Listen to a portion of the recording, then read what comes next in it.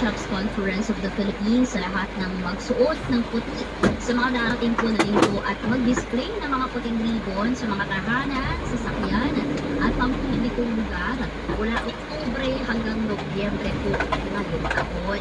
Ang pagsusuot nito, Pastor Nation, bakit ba natin kailangan pang magsuot ng puting damit or puting laso? Yan.